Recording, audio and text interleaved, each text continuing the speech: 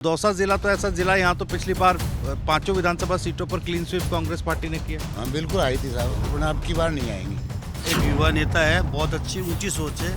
वो किसी पार्टी के हिसाब से नहीं, उनकी सोच एक डेवलपमेंट की सोच है, उनकी विकास की सोच है कि युवाओं को कैसे आगे बढ़ाऊं और देश के लिए क्या करूं। गहलोत जिस तरह रेवड़ियाँ बांट रहा है ना, उससे बहुत नाराज है। भाई वो हमको काम करने के मौके दे। सुबह सुबह का वक्त है और दौसा के नेहरू गार्डन में हम पहुंचे हैं और यहाँ पर फूटा खुर्रा ये जगह है। यहाँ पर कई लोग हंसी मजाक करते हमें मिल गए, हमने सोचा कि बात कर ली जाए।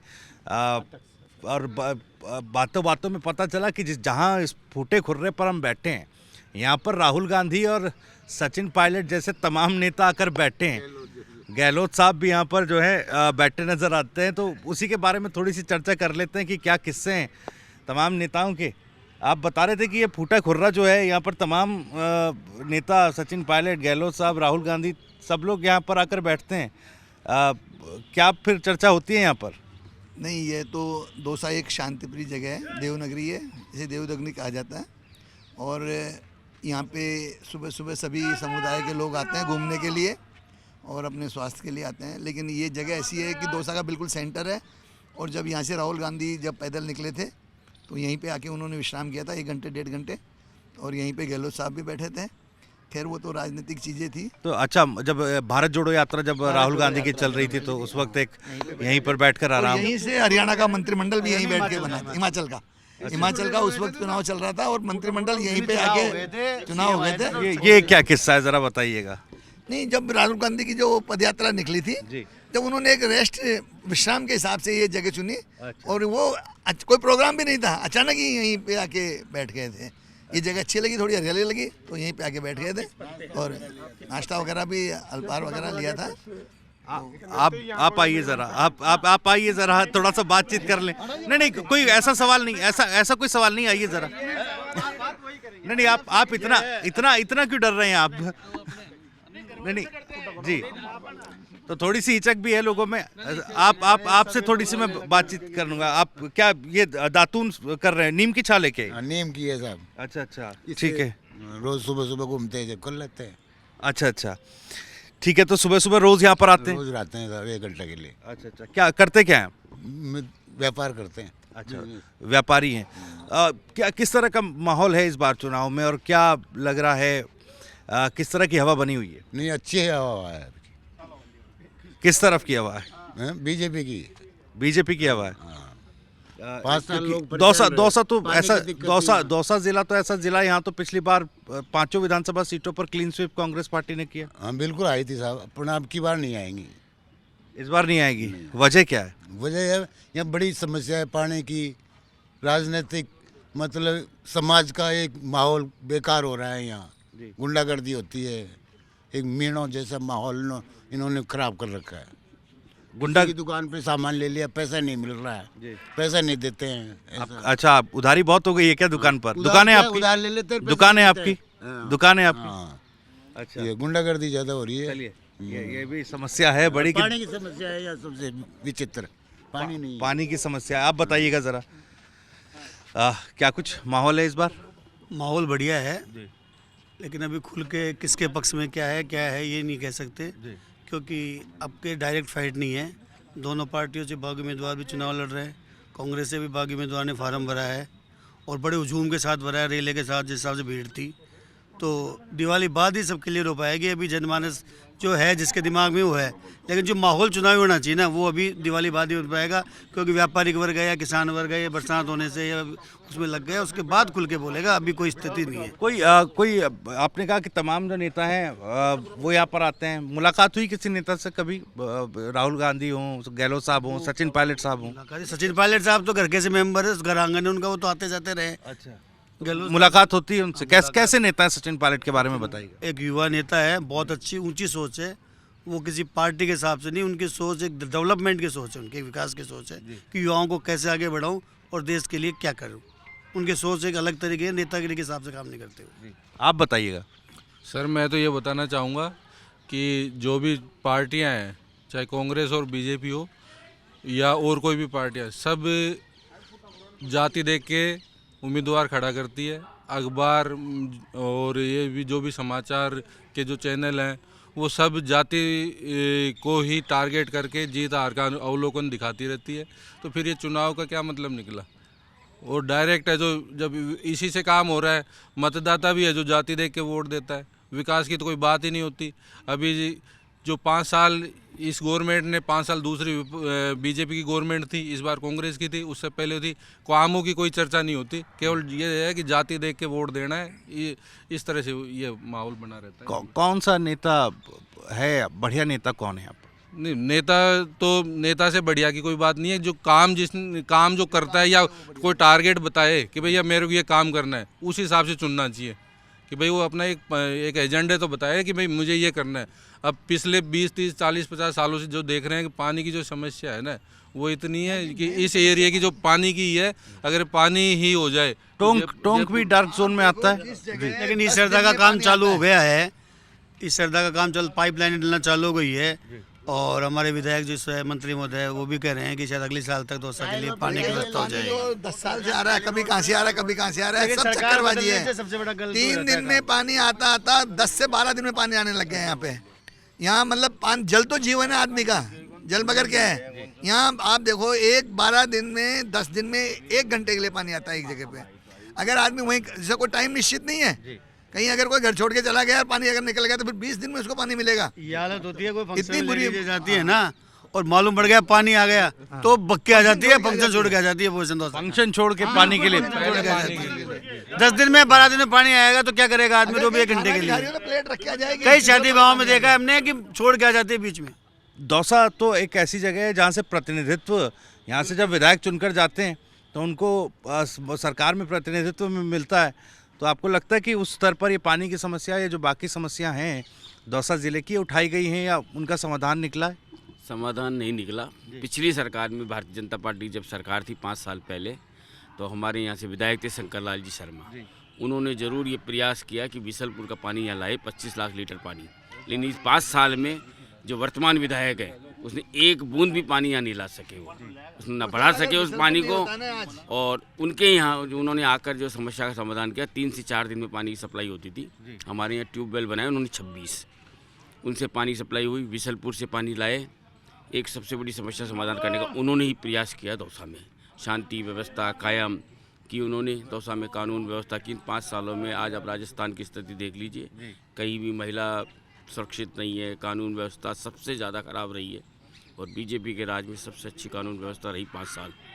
और लोगों की समस्या रहा, लोग शांति प्रिय जगह से रहे। यहाँ जो दौसा में 5 साल में गुंडागर्दी बढ़ी है, अराजकता बढ़ी है, एक विशेष जाति वर्ग ने ही यहाँ सबसे ज़्यादा काम किया। या सरकारी कर्मचारी भ्रष्टाचार सबसे ज़्यादा फैला है, सारी सरकारी कार्यालय भ्रष्टाचार है, गुंडागर्दी आप बता रहे हैं, और पानी की समस्या जो है, मेन समस्या ठीक है, यहाँ उस पानी पर की मैं आऊँगा बाद में। हम यहाँ पर बातचीत कर रहे हैं, पीछे कुछ लोग हैं योगा भी कर रहे हैं। बड़ी डेडिकेशन है सर आपकी फिटनेस के लिए। थोड़ा सा बातचीत मैं आपसे करना चाहूँगा, थोड़ा सा आगे आ जाइए आप लोग। नाम क्या है आपका? प्रकाश गुप्ता। क्या करते हैं प्रकाश आप? मैं कपड़े का बिजनेस करता हूँ। व्यापार करते हैं, ठीक है। इस बार क्या लग रहा है, किस तरफ का माहौल है और कैसी हवा है? माहौल तो अभी ऐसा कुछ पता नहीं चल रहा, माहौल लोगों का मानस तो कुछ पता नहीं चल रहा। हाँ, लेकिन जो समझदार तबका है ना, जो गहलोत जिस तरह रेवड़ियाँ बांट रहा है ना, उससे बहुत नाराज है। अच्छा, भाई वो हमको काम करने के मौके दे, मेहनत करने के मौके दे, मुफ्त का क्यों बांटे, मुफ्त का क्यों काम चोर क्यों बनाए? इस बात से तो जो समझदार तबका है ना। लेकिन ये तो देखिए, अब हर एक पार्टी जो है, अलग अलग राज्यों की बात की जाए तो इस तरह की चीज़ें चल रही हैं राजनीति में। कोई ऐसा नहीं है कि केवल एक पार्टी या एक सरकार इस तरह के ऐलान कर रही है। ये तो मेरे को सभी सरकारों से शिकायत है, आप हमको काम करने का मौका दो, मेहनत करने का मौका दो। फिर अगर हम पीछे रह जाते हैं वो हमारी गलती है। मुफ्त का किसी को कुछ मत दो, इससे बहुत नुकसान हो रहा है हमको। आज हमारे को दुकान पे काम करने के सर्वेंट नहीं मिल रहे, उनको मुफ्त का ही मिल रहा है। हम कैसे व्यापार बढ़ाएं बताओ इस चक्कर में। क्या किस चीज़ की दुकान है आपकी? कपड़े का काम है। कपड़े का काम है, तो क्या परेशानी मतलब आती है? दुकान आप चलाते हैं, व्यापार करते हैं, तो किस तरह की परेशानी आती है? जो 10 से 15 हज़ार की जो लेबर महीने की, 10 से 20 हज़ार की जो सेल्समैन वगैरह काम, मेहनत का काम नहीं, थोड़ा सा दिमाग का काम, थोड़ा सा अक्ल का काम है, वो नहीं मिल रहा। उनको मुफ्त का मिल रहा है सब कुछ, वो क्यों आएगा काम करने यहाँ? वो नहीं आ रहा तो बहुत दिक्कत हो रही है हमको। सरकार तो इसको कहती है कि ये तो सोशल सिक्योरिटी है, अगर गरीब तबके को डेवलपमेंट करे ना और ऐसे क्षेत्र करे ना तो लोगों को रोजगार मिले, फिर उनको कहे आप ये रोजगार करो, मुफ्त का क्यों दो। आप ये कह रहे हैं कि जो लेबर या यूँ कहें कि मजदूर होते हैं अलग अलग उसमें, तो वो नहीं मिल पाते हैं वो नहीं उनको। मिलते पाते, वो शराब पीते हैं, गुंडागर्दी करते हैं, फिर उनको काम नहीं है तो दिन भर फिर माहौल खराब होता है उनके द्वारा ही। अगर वो काम करे तो इतना माहौल खराब नहीं हो। आप भी थोड़ा सा आगे आइएगा सर, आपसे भी बात कर लें। आपका नाम क्या है? सतीश नाम है। सतीश जी, आप क्या करते हैं? सब व्यापारी हूँ अभी। व्यापारी हैं, ठीक है। यहाँ इस इलाके से दो नाम जो हैं, अब देखिए मंत्री साहब हैं मुरारीलाल मीणा, दौसा से विधायक हैं, इसके अलावा पायलट साहब बड़ा यहाँ पर चर्चित नेता हैं इस इलाके में, और अपने किरोड़ी लाल जी, बढ़िया कौन नेता लगता है? सर नेता सब एक जैसे ही हैं, सब ऐसा कुछ भी नहीं है, पर डेवलपमेंट के नाम पे कुछ भी नहीं हुआ है दौसा में। तो अब चाहते हैं ऐसा आदमी आए जो डेवलपमेंट कर सके। यहाँ पानी की बहुत बड़ी समस्या है, सब लोग बता भी रहे हैं, किसी ने समाधान नहीं किया। ठीक है, शंकर लाल जी ने आए तो उसमें पानी भी आया, उसके बाद एक बूंद पानी नहीं बढ़ा यहाँ पर। और यहाँ पर ऐसा ना कोई व्यापारिक उत्थान हुआ है, ना कोई इंडस्ट्री लग पाई है, बाकी तो जो सब नॉर्मल चल रहा है वैसा ही सब है। ठीक है, शंकर लाल जी शर्मा जब पिछली टर्म में वो विधायक रहे थे, तो उस वक्त आप बता रहे हैं कि वो पानी की समस्या थोड़ी बहुत उन्होंने जो है यहाँ पर सॉल्व की थी। सिकराय में अभी प्रियंका गांधी भी आई थी, दौसा भी आई थी, बड़ी कॉन्फिडेंट नज़र आ रही थी वो तो, और ये भी ऐलान कर दिया गया, अपील कर दी गई, भाई जिस तरह से क्लीन स्वीप पिछली बार किया, इस बार भी क्लीन स्वीप करा के यहाँ की जनता भेजेगी। ऐसा वैसा संभव नहीं है, क्लीन स्वीप तो कोई मतलब ही नहीं होने का। ठीक है, कई बार कैसा माहौल था, एंटी का इनकमेंसी भी था, बाकी ऐसा क्लीन स्वीप नहीं होगा। इस बार क्लीन स्वीप नहीं होगा, पिछली बार एंटी इनकम्बेंसी थी। तो ये इस बार ज़रा बताइएगा मुझे कि बड़ी बातचीत हो रही है कि इस बार तो जो हर बार सरकार बदलती है राजस्थान में, इस तरह का रिवाज रहा है, गहलोत सरकार कह रही है कि इस बार तो रिवाज तोड़ देंगे, दम नज़र आता है दावे में? और नहीं, खैर अभी मुकाबला तो बराबर का है जी। हाँ, हो सकता है थोड़ा इस ज़िले में परिवर्तन, जैसे 5 एमएलए पहले कांग्रेस के थे, इस बार संभव नहीं है, हो सकते हैं बराबर हो जाए या कुछ कमती, एक आध कमती बढ़ती रह जाए। लेकिन यहाँ दौसा या पूरे ज़िले में ही है ना, पानी सबसे बड़ी प्रॉब्लम है, न यहाँ कोई नहर है, न कोई पानी की व्यवस्था है। और ये अगर बिसलपुर नहीं आता पिछले एमएलए के टाइम पे, तो पानी 20 दिन में भी नहीं मिलता यहाँ पे। पानी की बहुत बड़ी प्रॉब्लम, आज जनसंख्या बढ़ती जा रही है, पानी घटता जा रहा है, किसी को चिंता नहीं है। देखो यहाँ मेनली जाति की राजनीति है, चाहे पायलट साहब हो वो जाति के नेता है, चाहे किरोड़ी लाल जी हो वो जाति के नेता है, और उनकी वो अपनी जाति तक ही राजनीति, वो चाहे जैसे राजनीति घुमाते हैं, जिसका पलड़ा भारी हो जाए, दोनों एक हो जाए तो अलग परिणाम होते हैं। और दोनों ये राजनीति दोनों एक कैसे हो जाते हैं, जरा समझाइए। एक हो जाते हैं, वो तो बीजेपी से राज्यसभा सांसद है, एक कैसे हो जाते हैं? अरे सर ये तो सब बीजेपी कांग्रेस, आज कांग्रेस में है, कल बीजेपी में जाके टिकट ले रहा है, आज बीजेपी में है, कल कांग्रेस से टिकट ले रहा है। क्या है, नहीं तो पब्लिक पागल है जो इनके लिए, इनके चक्कर में लड़ती झगड़ती है। कोई इस तरह का नेता होगा जो 50 साल से बीजेपी में है, उनको टिकट नहीं मिल रहे हैं, जो कल बीजेपी में घुस गए उनको टिकट मिल रहे हैं, जो 50 साल से कांग्रेस में है उनको टिकट नहीं मिल रहे हैं, और कौन बीजेपी में घुस गए एक दिन में टिकट मिल जाता है। क्या इस तरह इनका सब सारी राजनीति आज हिंदुस्तान की जाति के आधार पे हो गई। फिर ये जो फ्री की रेवड़ी जो इन्होंने बताया ना, जब एक बात बताऊँ, मेरे को लाइट फ्री में मिलती है, मेरे को अनाज फ्री में मिलता है, मेरे को पेंशन आ रही है, मेरे को ज़रूरत क्या है काम करने की? मेरे एक लेबर है, मैंने उससे वो शराब वराब पीता है, मैंने कहा यार अशोक तेरा काम कैसे चलेगा यार? मंगल जी मेरे को क्या करना है, मेरे को मेरे बच्चे की पढ़ाई फ्री में हो रही है, मेरे को राशन फ्री में मिल रहा है, मेरे को लाइट फ्री में मिल रही है, मेरे को कमा के करना क्या है? मेरे को जो कमाऊंगा उसको मेरे को शौक में खर्च करना है। तो ये फ्री की रेवड़ियाँ ये जो बंटना है ना, फिर साहब गहलोत साहब 5 साल रहे, उनको 6 महीने रहते हैं, जब भाई 6 महीने बचे, अब जब उनको ये सारी चीज़ें याद क्यों आ रही है, उन्होंने बैठते ही क्यों नहीं किया सारे काम? लेकिन इसको इतने संकीर्ण तरीके से देखना क्या ठीक होगा कि अब जब सरकार कहती है कि भाई सामाजिक सुरक्षा गरीब तबके के लिए होनी चाहिए, अब ठीक है ऐसी चीजें जैसी आप बता रहे हैं, वो करो, आप बता रहे हैं जैसे काम दो ना भैया, तू ये काम कर, इस काम के बदले तेरे को ये पैसे मिलेंगे, तू काम तो कर, तेरे को घर बैठे क्यों फ्री में मिलेगा? कुछ ना कुछ काम सरकार को कुछ भी काम देना करो, चाहिए। हाँ। फ्री में जो है चीजें फ्री में बांटनी सही नहीं है। भाई दोस्त आपका क्या नाम है? आप आइए, आप थोड़ा सा आइए इधर। बैठिए ज़रा। क्या नाम है आपका? मोहित मीणा नाम है सर मेरा। मोहित, क्या करते हैं आप? सर मैं पीजी कॉलेज से एमए कर रहा हूँ। एमए कर रहे हैं? किस में एमए कर रहे हैं? सोशलॉजी में। सोशलॉजी आप पढ़ रहे हैं? क्या कुछ होता है सोशलॉजी में, थोड़ा सा एक समझाइएगा। जी सोशलॉजी समाजशास्त्र के ज्ञान के बारे में, समाज के जो भी उतार चढ़ाव हैं, जो भी सामाजिक दृष्टियों से अपन लोगों को देख सकते हैं, समझ सकते हैं, उसकी ये पढ़ाई होती है। ओके, समाज के बारे में पढ़ाई होती है। दौसा के ही रहने वाले हैं? जी बिल्कुल। अच्छा, यहाँ का जो सामाजिक फैब्रिक है जी। किस प्रकार का है? जैसे बताया अभी सब लोगों ने कि देखिए जाति वाली राजनीति यहाँ पर हावी है, तो उस सामाजिक फैब्रिक कैसा है यहाँ पर? देखिए जो सामाजिक फैब्रिक है, जाति की राजनीति है, एक उम्र दराज तक ही है। नए युवाओं में ऐसी कोई चीज़ें हैं नहीं। जब भी छात्र संघ चुनाव होते हैं, युवाओं के चुनाव होते हैं, और इसके अंदर किसी प्रकार की जाति मतभेद नहीं होता है। हालांकि हम सरकार से नाराज़ है, छात्र संघ चुनाव इस बार छात्र संघ चुनाव नहीं जी हुआ। बिल्कुल। मैं खुद पीजी कॉलेज से चुनाव लड़ा था इस बार, पर चुनाव रद्द करवा दिए। उसका मुख्य कारण रहा है, गहलोत जी के पास है वो कारण ये है कि आज तक जितने भी छात्र संघ चुनाव या अध्यक्ष बने हैं चुनाव के द्वारा, वो कोई भी पायलट के समर्थन में, वो गहलोत जी के समर्थन में नहीं जाता, वो सब पायलट ग्रुप में जाते हैं। अच्छा, कोई भी छात्र नेता बनेगा वो पायलट साहब के समर्थन में जाएगा। तो युवा पीढ़ी जो निकल रही है, जैसा बताया गया कि जाति वाली राजनीति यहाँ पर बड़ी चलती है, युवा पीढ़ी का झुकाव किस नेता की तरफ है? देखिए युवा पीढ़ी का झुकाव किसी भी नेता की तरफ हो, पर जाति के आधार पे नहीं है। फिर भी आप व्यक्तिगत तौर पर ज़रा बताइए कौन सा नेता जो है बेहतर लगता है आने वाले समय के लिए? देखिए वैसे तो मैं विधानसभा की राजनीति में इतना समझता नहीं हूँ, इतनी मेरी उम्र नहीं है, पर इस बार एक नए कैंडिडेट आए हैं, राधेश्याम जी नांगल। उनकी तरफ युवा पीढ़ी का बहुत ज़्यादा झुकाव है। ज़्यादातर उनके साथ युवा ही हैं, बुजुर्ग वर्ग के लोग थोड़े कम हैं, पर युवा उनके पूर्ण समर्थन में है। क्योंकि राधेश्याम जी का जिक्र आप कर रहे हैं, कौन सी पार्टी से लड़ रहे हैं? जी अभी इन्होंने आज़ाद समाज पार्टी से टिकट लिया है, पहले कांग्रेस से टिकट मांगा था। ये चंद्रशेखर रावण जी, ओके।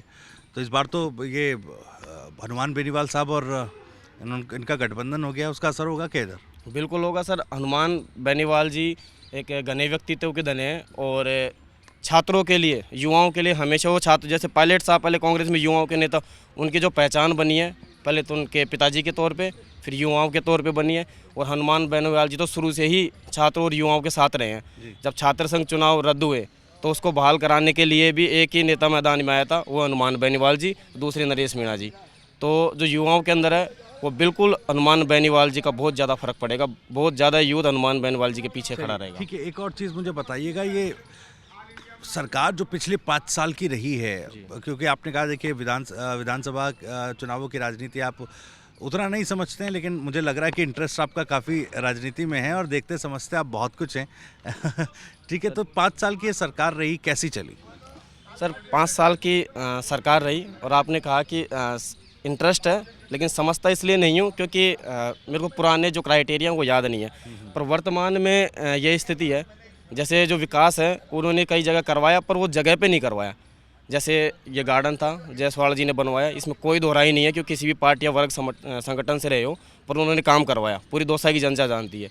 अब मुरारी जी ने, जैसे लवाण से पानी आता है, बिशलपुर की लाइन वहीं से आ रही है, लवाण के क्षेत्र के अंदर कोई पानी सप्लाई नहीं है। लोग पाइप में छेद करते हैं, जो एयर प्रेशर के एयर निकालने के लिए जो वैक्यूम बने हुए हैं, उनके अंदर से पानी चोरी करना पड़ता है मजबूरन। और ऐसे बोलते हैं हथलेठी पे सरसों नहीं उगती, एक बार लाइन आ गई, अगली बार पाइपलाइन भी घर घर तक पहुंच जाएगी। हथलेठी पे सर इतनी बड़ी वाटिका उठ गई, कृष्ण मुरारी वाटिका बन चुकी है, तो हथलेठी पे पाइपलाइन नहीं बिछ सकती थी। आज कोई भी लड़के कमरे लेने जाते हैं ना। वजह क्या रही? आप ये कह रहे पानी की समस्या है और ये तमाम चीज़ें, वजह क्या नज़र आती है आपको? अब सर वजह तो ये सब 100 टैंकर रोज डलवाते हैं पानी के, रोज 100 टैंकर गवर्नमेंट डलवाती है पानी के टैंकर। वो कहाँ जा रहा है पानी? कहाँ जा रहा है? कागजों में जा रहा है, वो कागजों में टैंकर डल रहे हैं, पानी आ ही नहीं रहा पब्लिक को। तो पब्लिक को पानी मिल ही नहीं रहा, कहाँ है वो पैसा? अब थोड़ा सा आता हूँ दूसरी तरफ। 2020 से बड़ा ढुलमुल सा रवैया सरकार का रहा और बड़ी शेकी सी सिचुएशन सरकार के लिए रही, असमंजस की स्थिति बनी रही। उसके बाद से कन्फ्लिक्ट सरकार के भीतर ही अंतर्विरोध रहा, उसका भी असर है क्या? नाराज़गी उसको लेकर है क्या? वो तो है ही साहब, ये तो राजनीतिक है, ये तो चलता ही रहेगा ऐसा तो इनके। 2020 में क्या आप किस्सा आप मालूम है आपको? काई का 2020 में जो किस्सा हुआ राजनीतिक तौर पर राजस्थान में? अब ये तो चलता ही रहता है, ये तो पार्टियां हैं, कभी क्या। आप बताइएगा 2020 में पायलट साहब पहुंच गए थे मानेसर, मुरारी लाल मीणा साहब भी जो विधायक हैं यहाँ से वो भी उनके साथ थे। तो उस स्थिति जो उस वक्त बनी थी उसका असर बाकी के सालों में भी अब तक जो है वो सरकार में नज़र आता रहा है। आएगा, बिल्कुल नज़र आएगा। इसका नुकसान होगा कांग्रेस को नुकसान होगा, लेकिन बड़ा कांग्रेस पार्टी इस इलाके पर कांग्रेस पार्टी इस इलाके पर बड़ा कॉन्फिडेंस दिखाती है। कोई कॉन्फिडेंस नहीं है, कौन भी तो 5 साल में यहाँ बदलता रहता है राज, और 5 साल में वो रिवाज जरूर बदलेगा, निश्चित रूप से बदलेगा। इस बार तो गारंटी दे रहे हैं गहलोत साहब की, देखिए 7 गारंटियां हैं। गारंटी कुछ नहीं हो, लास्ट में 6 महीने बाद गारंटी देंगे जब सरकार चला लेंगे 4.5 साल बाद। आप कुछ कहना चाह रहे हैं, बोलिए। गहलोत साहब ठीक है, गारंटी दे देते हैं, उनको विश्वास है। पर जहाँ हमारे जैसे विधायक हैं, मुरारी लाल जी हमारे विधायक हैं, मंत्री भी हैं, अगर ऐसे विधायक इनके और भी जगह होंगे ना, मुझे तो पता नहीं है, अगर ऐसे और भी जगह हुए तो गारंटी रखी रह जाएगी सर, ऐसे विधायक हुए तो। ऐसे विधायक से कहने का मतलब थोड़ा इसको इलेबोरेट कीजिएगा। इलेबोरेट करता हूँ सर मैं जी। जैसे मैं सर मेरे युवा पीढ़ी के हिसाब से बात करूँगा, मुझे ज़्यादा नॉलेज है नहीं इन चीज़ों की। बिल्कुल आप खुलकर बोलिए। जैसे गहलोत साहब ने स्कीम चलाई, ग्रामीण ओलंपिक योजना, शहरी ओलंपिक योजना, सभी वर्ग और जाति के बच्चे उसमें भाग लेते हैं। गहलोत साहब ने स्कीम बढ़िया चला दी कि ठीक है भाई, बच्चे मोटिवेट होंगे, आगे बढ़ेंगे। लेकिन ठीक है, आपने योजना दे दी खेल करवाने, खेल करवाए कहाँ? ये भी तो एक समस्या, खेल करवाए कहाँ? सरकार ने स्टेडियम बना रखा है, राजस्थान स्टेडियम बना है, उसको मेंटेन कौन करे? मुरारी लाल जी तो करेंगे, मंत्री हैं यहाँ के। जब खेल होते हैं या तो खेतों में होते हैं, या पीजी कॉलेज के ग्राउंड में होते हैं, या किसी स्कूल के ग्राउंड में होते हैं, सरकारी स्टेडियम में तो नहीं होते। सरकारी स्टेडियम में इस कोने से उस कोने तक अगर मंत्री जी पैदल चल लेना तो 20 तो पत्थर पाँव में घुस जाए, 5-7 मोचे आ जाए उनके पाँव में। और पीजी कॉलेज को एमएससी कर दिया, दावेदारी करते हैं कि हमने कॉलेज को एमएससी कर दिया, करने से क्या होता है? उसमें टीचर कहाँ है? कॉलेज में टीचर ही नहीं है, खिलाड़ी खेले के शारीरिक शिक्षक ही नहीं है उसके अंदर। तो ये राहुल गांधी जी आ गए इसलिए ये रोड बन गया, और ना ये रोड तो इस टाइम पे बनता। हाँ, अभी अब चुनाव आ गए तो नया चमकानी इसी टाइम पे रोड बनता है, और नई रोड नहीं बनता। अच्छा, किस रोड की बात कर रहे हैं आप? ये दौसा में कहीं से भी घुस जाओ आप, ये दौसा में सफ़ेद पट्टियाँ, कहीं भी कैमरे चेक कर लेना, ये 15-20 दिन पहले रोड बने हैं। ये ना बारिश के टाइम पे तो जो आदमी डेली जाता है उसको ही पता है यहाँ गड्ढा है, बाहर का आ गया तो गड्ढे में घुस जाएगा, बाहर ही नहीं निकलना दोबारा।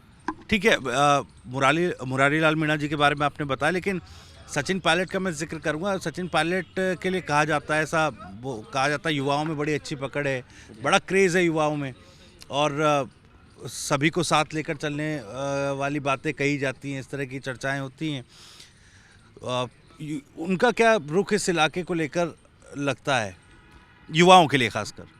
जी, युवाओं के लिए सचिन पायलट जी का रुख रहता है, पर ज़्यादातर एक विशेष वर्ग की तरफ रहता है, जैसे मंत्री जी की तरफ ही रहता है। अगर वो युवाओं के बारे में सोचते, नरेश मीणा 20 साल से उनके पीछे हैं, उनका समर्थन कर रहे हैं। 20 साल से नरेश मीणा सब जानते हैं सचिन पायलट जी के, पर जहाँ भी पायलट साहब की मूर्ति का आवरण हुआ बांदीकुई में, वहाँ पे नरेश को नहीं बोलने दिया गया, और ना उन्होंने टिकट मांगने के लिए नरेश मीणा की पैरवी की। और हमारे मंत्री जी भी समाज की आप बात करें, जाति की बात करें, हमारे मंत्री जी ऐसे कहते हैं, जब नरेश मीणा बारां तहसील में ज़िले में जब बंद हुए, उनको जेल में डाल दिया गया, तो उसकी ज़मानत के लिए हम सभी युवाओं ने मंत्री जी के आवास पे गए। हम पहले मैडम बाहर आई, फिर मंत्री जी आए। हमने उनसे कहा कि मंत्री जी, जब आपकी बच्ची निहारिका चुनाव लड़ी, हमने उनका समर्थन किया। हम निहारिका को नहीं जानते थे, हमने नरेश के पीछे उसका साथ दिया। जितने भी वहाँ पे कार्यालय थे, जगतपुरा, महेश नगर, जिसमें ज़्यादातर मीणा वर्ग के बच्चे रहते हैं, हमने वहाँ से अदर कैंडिडेटों के कार्यालय खाली करवा दिए। आप समाज के नेता हो, आप नरेश मीणा के लिए लड़ाई लड़ो, उनको छुड़वाओ। प्रमोद जैन भाया जो भी वहाँ का विधायक, आपसे वो विधायक, आप मंत्री हो, आपसे बड़ा थोड़ी हो वो, तो आप नरेश को छुड़ाओ। तो मंत्री जी ने एक बहुत ही दुखहीन बात कही, जो सभी युवाओं को और स्पेशली मीणा जाति के युवाओं को बहुत चुभी। मंत्री जी ने कहा कि मैंने क्या समाज का ठेका ले रखा है क्या? जब आपने समाज का ठेका ही नहीं ले रखा तो समाज के नाम पे वोट कैसे मांगते हैं? उनके कार्यकर्ता कहते हैं, अरे मीणाओं, राधेश्याम जी और ये मुरारी लाल जी कार्यकर्ता जब आपस में मिलते हैं तो आपस में कहते हैं, अरे मीणाओं, समाज के ठेकेदारों, ऐसा मत कर देना कि आपस में लड़ते रह जाओ और कोई तीसरा जीत जाए। कोई बात नहीं, तीसरा जीत जाएगा। मंत्री जी ने भी कहा था, मैंने कोई समाज का ठेका ले रखा है क्या? तो हमने भी नहीं ले रखा। हम तो व्यक्ति विशेष के साथ हैं। मैं ना किसी पार्टी के साथ हूँ, ना किसी संगठन के साथ हूँ, हम तो व्यक्ति विशेष के साथ। व्यक्ति विशेष किसके साथ? ये अबरार जी के हैं, नरेश के लिए। अच्छा, जैसे अब नरेश मीणा जी के हम व्यक्ति विशेष हों, किसी अब निर्दलीय लड़े तो वो कांग्रेस से टिकट मांग रहे तब भी हम उनके साथ थे, वो निर्दलीय लड़ेंगे तो भी उनके साथ आप लोग थे। भी आ जाइए भाई साहब। अब किरोड़ी लाल जी हैं, बीजेपी से हैं, व्यक्ति विशेष हैं, हम उनके साथ हैं। ठीक है, किरोड़ी लाल मीणा जी का समर्थन आप करते हैं। आपका नाम क्या है सर? मेरा नाम गोपाल गुप्ता है, पेशे से चार्टर्ड अकाउंटेंट हूँ। गोपाल आपका नाम है? ओके। क्या इस बार माहौल है और कौन सा पसंदीदा नेता इस इलाके का? शंकर लाल जी शर्मा। शंकर लाल जी शर्मा बीजेपी को सपोर्ट कर रहे हैं। क्या कैसी स्थिति रही इन 5 सालों में? 5 सालों में आप देखें तो सबसे महंगा पेट्रोल राजस्थान की जनता भुगत रही है, और 5 सालों में सबसे महंगी बिजली भी राजस्थान की जनता भुगत रही है। भले ही गहलोत जी कहते हैं कि बिजली फ्री दे रहे हैं, लेकिन आप अगर पिछले साल का कंपेयर करोगे आपका घर का बिजली का बिल, तो बढ़ा है, घटा थोड़ी है। इस बार तो दावे किए जा रहे हैं कि देखिए बिजली सस्ती हो गई है और फ्री बिजली सस्ती हो गई, हाँ। फ्री बिजली देने के 100 यूनिट फ्री बिजली देने के वादे किए जा रहे हैं। फ्यूल सरचार्ज बढ़ा दिया। फ्यूल सरचार्ज जो है उसको बढ़ा दिया, तो कहीं ना कहीं एक हाथ से देकर दूसरे हाथ से ले लिया है। उस तरह की चीज़ें, गारंटी भी बहुत दी जा रही है इस बार। सबसे महंगा पेट्रोल भी आप कंपेयर करेंगे तो आप पड़ोसी राज्यों से, तो सबसे महंगा पेट्रोल राजस्थान की जनता पिछले 5 साल से भुगत रही है, जिसपे कि सरकार का कोई एक्शन नहीं है। ठीक है, फिर स्थानीय स्तर पर थोड़ा देखते हैं, सरकार पर आएंगे। स्थानीय स्तर पर अगर बात करूं, क्योंकि युवाओं के नेता सचिन पायलट कहे जाते हैं और धमक बाबा की भी खूब है पूरे राजस्थान की राजनीति पर, तो कौन सा पसंदीदा नेता? शंकर लाल जी बीजेपी से जो आपने बताया। अब इस बार इसको देखें चुनावी लिहाज से, तो पिछली बार 5 सीटों पर क्लीन स्वीप कांग्रेस पार्टी ने दौसा ज़िले में किया। दौसा की 5 सीटों में इस बार प्रियंका गांधी भी आई, वो भी कह रही हैं कि कॉन्फिडेंस जता रही कि 5 सीटों पर जिताकर भेजेगी यहाँ की जनता। चांसेस कम है, क्योंकि राजस्थान की जनता हर 5 साल में बदलाव चाहती है। शायद हो सकता है इस बार भी बदलाव हो। इस बार भी बदलाव हो सकता है। ठीक है, सीए आप, और सीए करने की तो लंबी चौड़ी पढ़ाई करनी पड़ती है और कहते हैं कि कई साल जो हैं लग जाते हैं। आपको कितने साल लगे? 5 साल। 5 साल में आपने सीए कितने सालों में वैसे कंप्लीट हो जाती है? 4 साल मिनिमम लगते हैं। ओके, 5 साल में आपने कंप्लीट की। शिक्षा की अगर बात की जाए यहाँ पर, शिक्षा को लेकर क्या कुछ खास हुआ या क्या कमी पेशी? मेडिकल कॉलेज आया हमारे दौसा में, वो अच्छी पहल है। किस सरकार में आया? कांग्रेस सरकार। कांग्रेस सरकार में मेडिकल कॉलेज आया।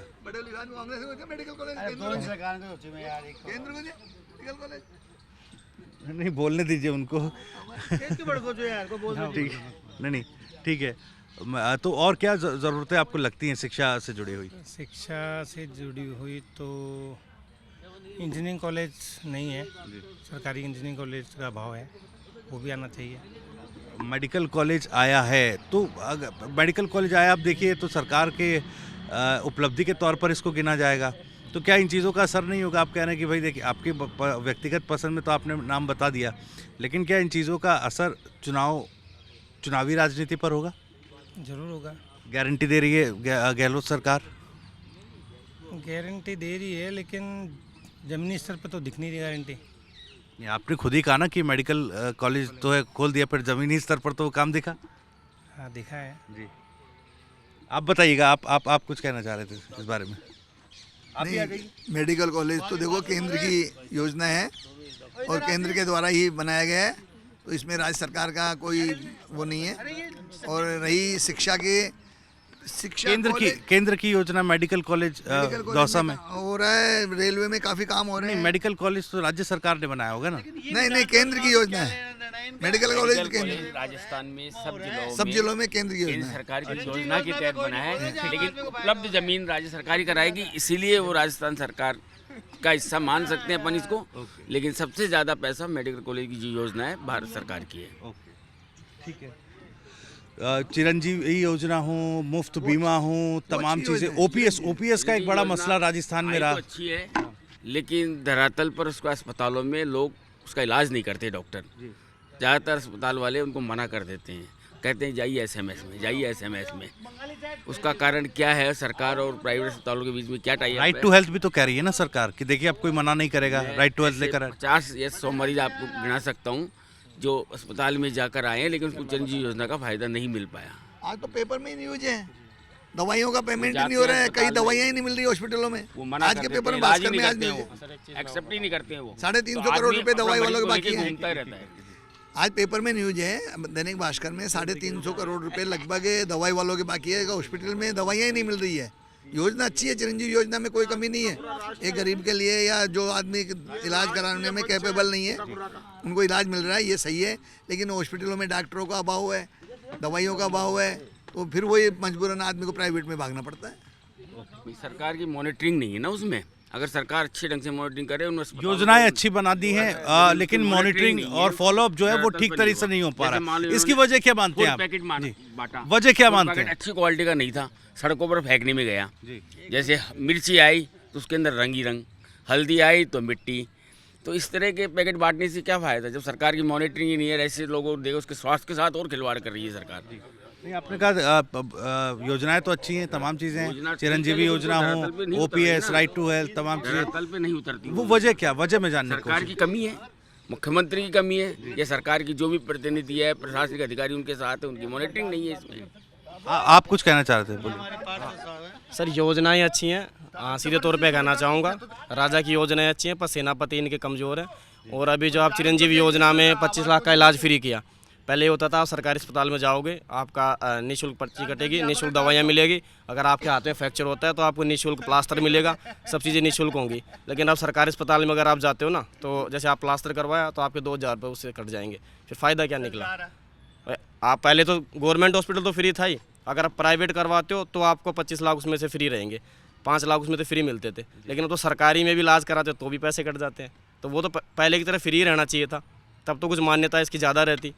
भाई अच्छी योजना चल रही है, लेकिन बात यही है ना कि पहले भी तो फ्री था सरकारी अस्पताल। ठीक है, आप एक बात कह रहे हैं कि राजा तो ठीक है, सेनापति जो हैं वो थोड़े लड़खड़ाए इस बार नजर आ रहे हैं। सर, आपका नाम क्या है? आचार्य आशीष शर्मा। आशीष शर्मा जी। आशीष जी, क्या करते हैं आप? जी मैं पार्षद हूँ नगर परिषद दौसा में। अच्छा, पार्षद हैं आप। किस पार्टी से? जी मैं कांग्रेस को बिलोंग करता हूँ। कांग्रेस से बिलोंग करता हूँ। तो अब देखिए, तमाम चीज़ें आपके सामने आ रही हैं। कि सेना राजा जो है मजबूत है, लेकिन सेना लड़खड़ाई हुई है। इनको जानकारी का अभाव है। मैं आपको बता दूं, पहले ऐसा नहीं था। पहले निःशुल्क कुछ भी नहीं था। पहले गवर्नमेंट जो पर्ची करती थी उसका भी पैसा लिया जाता था, और पूर्व भाजपा सरकार ने ये व्यवस्था लागू करी थी। आप 10 रुपये 20 रुपये पर्ची के लिए जाते थे और वहाँ पैसे लेकर ही पर्ची बनाई जाती थी। आज हमारे सम्मानीय मुख्यमंत्री अशोक जी गहलोत ने ऐसी व्यवस्थाएं दी है। पहले योजनाओं का क्रियान्वित नहीं होती थी। ये पहली सरकार है जिसने योजना। अच्छा, आप पार्षद हैं, ठीक है, चलिए, आप पार्षद हैं तो थोड़ा सा बताइए, राजनीति में हैं आप। ये लाल डायरी का जो जिक्र चला विधानसभा में, लाल डायरी का खूब हो हल्ला हुआ। प्रधानमंत्री भी आए तो बोले कि देखिए लाल डायरी है, भ्रष्टाचार का पूरा सबूत है। क्या है लाल डायरी में? देखिए ऐसा है, इसको राजनीतिक स्टैंड दिया गया है। ऐसी कोई किताब नहीं, ऐसी कोई डायरी नहीं जिसमें सरकार के बारे में कुछ लिखा हो, हमारे आका जो मुख्यमंत्री अशोक जी गहलोत है उनके बारे में लिखा हो। इसका एक हुआ मनाया जा रहा है। सरकार वो तो लेकर राजेंद्र गुड़ा साहब तो लेकर देखिए, पहुंचे थे सरकार विधानसभा के में। पास सरकार के पास बोलने के लिए कुछ भी नहीं है। आज हमारे मुख्यमंत्री महोदय ने इतनी योजनाएं लॉन्चिंग कर दी जिससे सरकार घबराई हुई है। भारत की केंद्र सरकार की हालत खराब है। उसका परिणाम आज ही देखिए। आज सरकार ने एक बहुत बड़े स्तर पर 80 करोड़ लोगों को मुफ्त राशन बांटने की बात कही है। वो बात इसलिए आई है क्योंकि सरकार हर जगह डिफिट खा रही है। पूरे प्रदेशों में आज छत्तीसगढ़ चले जाओ, MP चले जाओ, राजस्थान चले जाओ, कांग्रेस की बयार चल रही है। एक सेकंड, मैं आ रहा हूँ सर। ऐसा हो सकता है क्या कि एक विधायक जो हैं वो लेकर पहुंचे, मंत्री जो हैं वो लेकर पहुंचे लाल डायरी और इतना बड़ा आरोप लगा दे और उसमें कुछ ना हो? इस तरह की चीज़ें विधानसभा में हल्की बात लगती है क्या? हल्की तो नहीं लगती, लेकिन उसका हुआ क्या? वो पेश क्यों नहीं हुई? उसको खुलासा क्यों नहीं कर रहे? अगर कुछ था तो उसको खुलासा करना चाहिए उस चीज़ को। प्रधानमंत्री जी बोले तो उसको खुलासा करवाना चाहिए प्रधानमंत्री जी को भी।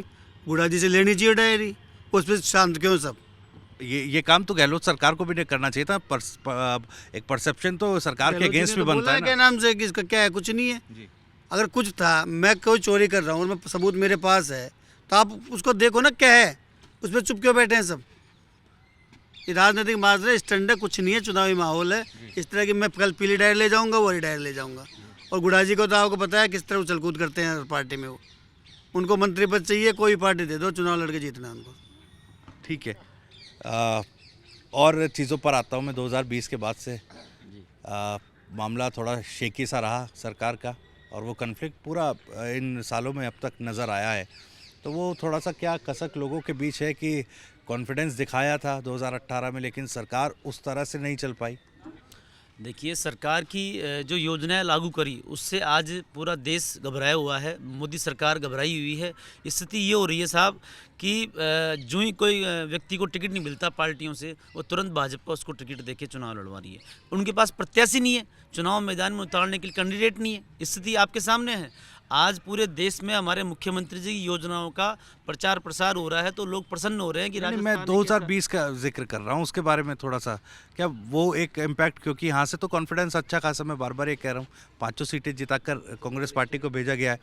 तो वो उसके बाद से फिर देखिए सचिन पायलट के बारे में किस तरह की बातें हुई और मुख्यमंत्री साहब ने किस तरह की चीज़ें बोली। हालांकि उसको लेकर बार बार आकर वो कहते हैं कि कोई अंतर विरोध नहीं है, कोई कन्फ्लिक्ट नहीं है, लेकिन बार बार आना पड़ता है, बताना पड़ता है कि हम साथ में हैं, गले मिलना पड़ता है, हाथ मिलाना पड़ता है। देखिए, कांग्रेस पार्टी एक बहुत बड़ा कुनबा है और इसमें झगड़े होते रहते हैं। किसी बात को लेकर मनमुटाव हुआ था, अब वो मनमुटाव शांत हो गया और हमारे गहलोत साहब, पायलट साहब दोनों एक हैं और मिलकर कांग्रेस पार्टी का प्रचार प्रसार कर रहे हैं। वो 2020 का कोई मामला नहीं है, वो खत्म हो चुका है। हमारी पार्टी में सभी नेता एकजुट होकर प्रचार प्रसार कर रहे हैं और आज इसका परिणाम सामने है।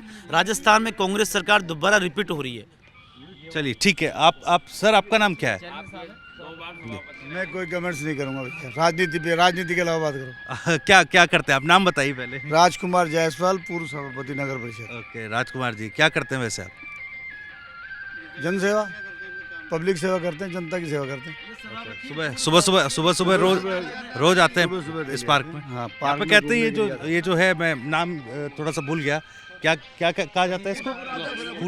फूटा खुर्रा जो है, यहाँ पर लोग आते हैं, नेता भी आते हैं और इस तरह की चर्चाएं होती हैं, हंसी मजाक भी यहाँ रोज होता रहता है। मनोरंजन भी हो जाता है, लोगों का घूमना भी हो जाता है, व्यायाम भी हो जाता है। आप भी शामिल होते हैं क्या चर्चाओं में? बिल्कुल, रोज का काम। ये साहब इन्होंने बनवाया बैठने के लिए। अच्छा, आप ही ने बनवाया है? पब्लिक के लिए, पब्लिक के हक में ये सारा जो दिख रहा है आपको, तो हमारे कार्यकाल में ही हुआ। ठीक है, इस बार थोड़ा सा लेकिन बताइएगा कि किस तरह की हवा है या मूड क्या है जनता का यहाँ पर? मूड तो पार्टियों ने ऐसा मूड कर दिया जो पब्लिक असमंजस में पड़ी हुई है, चाहे कांग्रेस हो चाहे बीजेपी। क्यों असमंजस किस चीज़ का? जो प्रत्याशी उतारे हैं ना, पब्लिक के दिलों के प्रत्याशी नहीं उतरे। कौन सी पार्टी से? दोनों ही पार्टी। मतलब दौसा विधानसभा की आप बात और कर रहे हैं? राजस्थान में क्या हो रहा है पार्टियों में, चाहे बीजेपी हो चाहे कांग्रेस हो, एक दिन पहले बीजेपी ज्वाइन करता है उसको टिकट मिल जाता है, एक बार कांग्रेस एक दिन पहले करती है तो कांग्रेस का, मतलब कहाँ गया ये न्याय, ईमान कार्यकर्ताओं को क्या होगा?